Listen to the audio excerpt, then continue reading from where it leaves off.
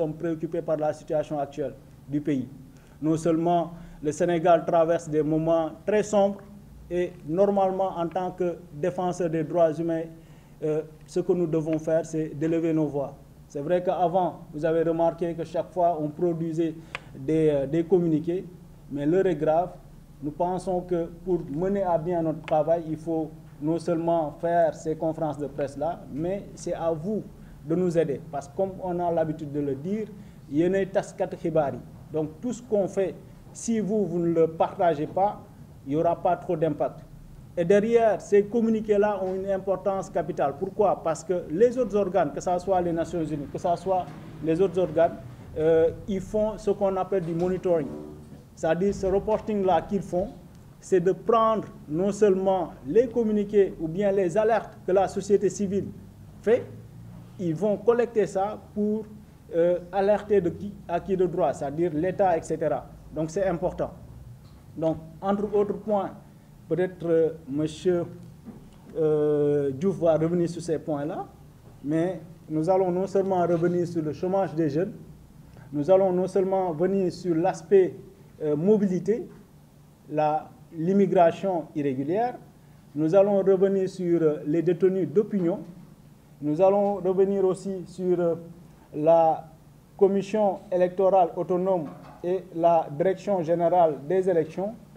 Nous allons parler aussi de ces décisions-là de la Cour suprême et la décision de la Cour de la CEDEAO. Tous, nous allons à présent passer à la lecture de la déclaration de notre ONG ADA, Action pour les droits humains et l'amitié, en ce jour du 18 novembre 2023.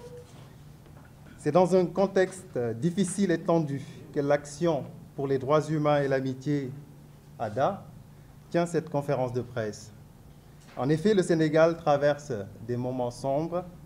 Il convient de revenir sur les nombreuses alertes que nous avions faites de 2018 à nos jours, sur les menaces qui pèsent sur la jeunesse sénégalaise en général, que sont un système éducatif inadéquat avec des grèves cycliques paralysant le système scolaire et universitaire, un chômage endémique, une justice souvent au banc des accusés, c'est le cas récent avec les détenus d'opinion, un désert d'opportunités à l'endroit des jeunes, poussant nombre d'entre eux à tenter de rejoindre l'Europe, et récemment les États-Unis à bord de bateaux de fortune ou par la nouvelle trouvaille qui est celle de la voie du Nicaragua, sans bien sûr occulter la voie terrestre. Un système de santé malade, insuffisant en termes de matériel et de ressources humaines, malgré le nombre important d'écoles de formation dédiées à la santé. Un commerce laissé entre les mains d'étrangers. Nous avons la grève du milieu portuaire, le déguerpissement de certaines zones, regroupement de jeunes artisans, mécaniciens, commerçants et autres professionnels, sans véritable mesure d'accompagnement, etc. Aujourd'hui, nous voulons parler d'un point important et sensible qui fait l'actualité du moment, c'est-à-dire le manque d'espoir qui pousse de nombreux Sénégalais, jeunes, adultes, enfants, femmes et même des familles entières à vouloir quitter le pays de manière irrégulière. Nous voulons parler de la migration irrégulière avec son cortège de morts qui, malheureusement, ne cesse d'augmenter.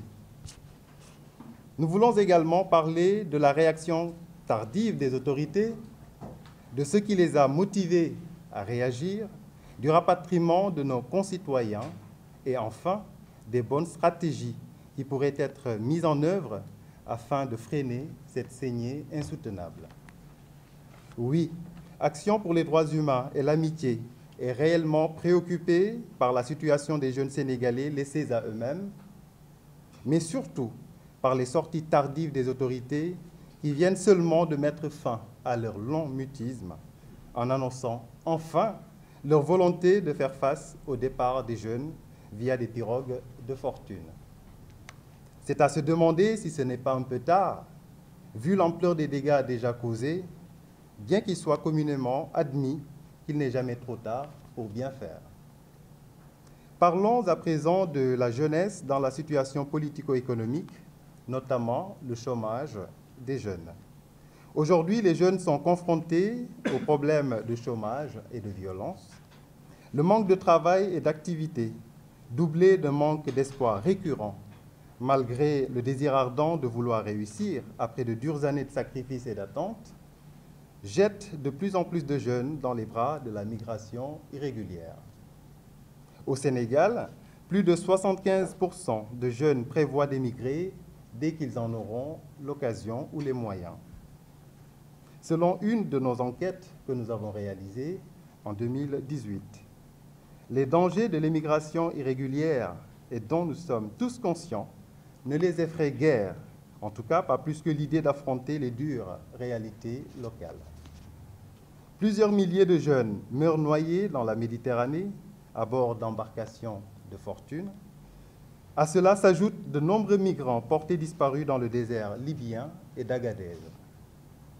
Deux endroits qui ont toujours été des lieux de transit pour ces voyageurs clandestins. Quant à certains politiciens, ils exploitent les jeunes à leur guise, leur promettant monts et merveilles pendant les élections, ce qu'ils ne réaliseront jamais une fois élus. Ces jeunes innocents et crédules finissent pour la plupart à tourner en rond sans savoir par où passer pour sortir de cette boucle infernale. Venons-en aux chiffres alarmants. Nous avons constaté, pour le regretter bien évidemment, que depuis cet été, les départs depuis nos côtes se sont grandement multipliés, malgré les méthodes mises en place par l'État pour les en empêcher. Malheureusement, par des tentatives pas toujours fructueuses. En effet, de janvier 2023 à fin octobre 2023, selon les autorités compétentes espagnoles, plus de 31 000 exilés ont débarqué dans l'archipel des îles Canaries, contre environ 15 000 pour l'ensemble de l'année 2022. Et nous pouvons noter que rien que pour le mois d'octobre, nous avons enregistré 13 000 débarquements qui ont été recensés dans ces îles. Les arrivées de 2023 ont dépassé celles enregistrées en 2006 lors de la crise migratoire sans précédent aux Canaries, appelée Barça ou Barsac, où près de 31 678 migrants, je répète, 31 678 migrants avaient atteint le territoire espagnol. D'après des sources policières d'El País, près de 60% des arrivées aux Canaries en 2023 concerneraient les Sénégalais de janvier à octobre, et 90% en octobre, d'après la presse espagnole toujours.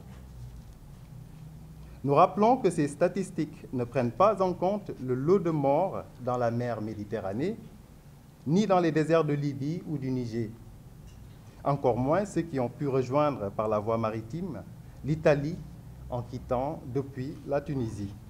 Ainsi donc, ADA dénonce en toute vigueur l'absence de volonté politique et surtout de politique de jeunesse efficace, capable de faire face à ce sérieux drame qui affecte cruellement le Sénégal.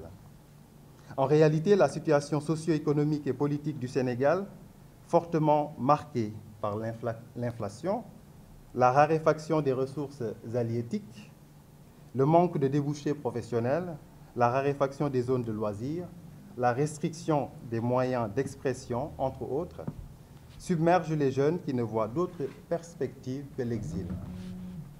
Malgré les dispositifs mis en place par le Frontex dans le cadre des accords de coopération entre l'Union européenne et le Sénégal, les financements, les rencontres, la création de structures pour contrer la migration dite irrégulière, les résultats attendus n'ont pas été au rendez-vous. Nous pouvons en citer quelques points. Nous avons par exemple le projet européen du 4 août 2023 dénommé Partenariat Opération Conjoint, d'un montant de 9 millions d'euros sur une durée de 3 ans. Également, nous avons le décret numéro 2021-172 du 27 janvier 2021 portant création et organisation du Conseil national pour l'insertion et l'emploi des jeunes. Également, nous pouvons noter les stratégies du Comité interministériel de lutte contre l'immigration clandestine, issues d'une énième rencontre d'experts et datant du 21 septembre 2022 à Dakar. Également, nous avons la stratégie nationale de lutte contre la migration irrégulière qui prévoit des mesures concernant la prévention, la gestion des frontières, ainsi que des mesures de répression pour une durée de 10 ans. Le soutien également à la jeunesse sénégalaise de la part de l'Union européenne d'un montant de 10 millions d'euros, soit 6,6 milliards de francs CFA, en août 2023, pour ne citer que ces accords et initiatives. Cependant, les vagues de migrants vers l'Europe continuent de plus belle, avec leur lot d'horreurs. Comment comprendre maintenant la volonté de l'Espagne de réduire considérablement ce flux migratoire jamais atteint et la réaction des autorités? Aujourd'hui, il faut constater cette volonté de l'Espagne à vouloir rapatrier nos compatriotes sans respecter les normes de rapatriement. Une trentaine de Sénégalais entrés en Espagne ont été renvoyés au pays le 24 octobre dernier.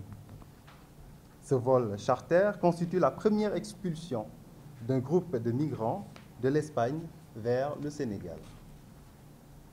Voyons à présent cette coopération renforcée avec le Sénégal. Ces rapatriements sont rendus possibles par un accord signé entre Madrid et Dakar.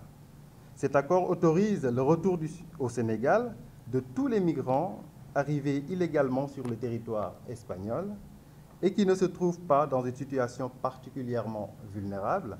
Nous pouvons en citer les enfants, les personnes âgées, les malades ou les personnes dont la situation ne justifie pas l'asile. Ce sujet était une nouvelle fois au menu des discussions de la rencontre entre les ministres de l'Intérieur espagnol et sénégalais à Dakar, le lundi 30 octobre 2023. À cet accord s'ajoute un déploiement au Sénégal d'une soixantaine de militaires, de 5 bateaux et d'un hélicoptère. Au vu de toutes ces stratégies et initiatives qui ne sont pas réellement productives, ADA est totalement contre l'idée d'une assise, car les jeunes n'ont plus besoin de paroles, mais plutôt d'actions efficaces, transparentes et inclusives. Ainsi, Action pour les droits humains et l'amitié demande au chef de l'État du Sénégal de donner un signal fort aux jeunes, de reconsidérer les accords de pêche qui généralement se font à la défaveur des pêcheurs locaux.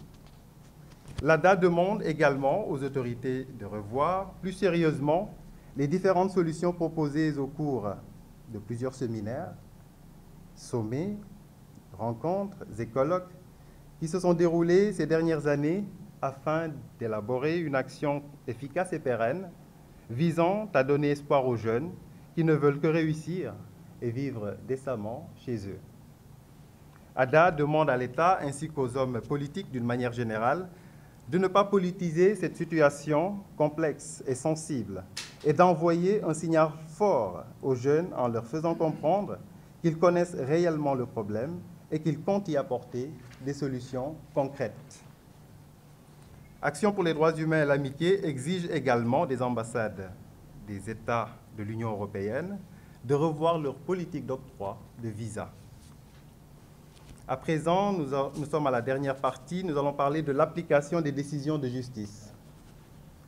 L'ADA rappelle par ailleurs, tel que précisé dans son communiqué en date du 1er novembre 2023, que les lois, règlements et décisions de justice doivent être appliqués sans réserve et qu'ils ne doivent en aucun cas donner matière à interprétation par les administrations qui doivent seulement se contenter de les exécuter. Et si interprétation il doit y avoir, les organes habilités à les interpréter soient reconnus et clairement désignés. Par conséquent, nous demandons au chef de l'État de revoir d'abord le décret dissolvant la Sénat et qui ne respecte pas les dispositions du Code électoral en son article L7 relativement aux phases préparatoires de la nomination, mais également à l'obligation de renouvellement par tiers tous les 3 ans. Ensuite, de libérer tous les détenus d'opinion, à qui nul ne peut reprocher leur point de vue ainsi que leurs convictions relatives à la situation sociopolitique du pays. Enfin, relativement à la décision de la Cour suprême, l'ADA précise que la Cour est également dans son droit de renvoyer une affaire devant un tribunal après cassation, mais craint que ce renvoi puisse de manière définitive créer un dommage irréparable à l'encontre d'un potentiel candidat à l'élection présidentielle. D'autant plus que cette même Cour pouvait vider définitivement l'affaire évoquée, surtout compte tenu des délais en matière électorale, comme en atteste la jurisprudence dans l'affaire Karim Wade. Merci, chers partenaires. Nous venons ainsi de terminer la lecture de notre déclaration. Chers journalistes, chers invités, nous nous tenons à votre disposition pour répondre aux questions. Merci pour votre très aimable attention.